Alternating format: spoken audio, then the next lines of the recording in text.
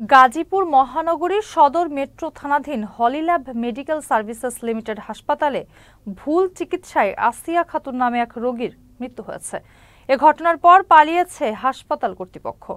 নিহতের স্বামী আমির হামজা জানান, গত কয়েকদিন যাবৎ তার স্ত্রী টনসিলের সমস্যায় ভুগছিলেন।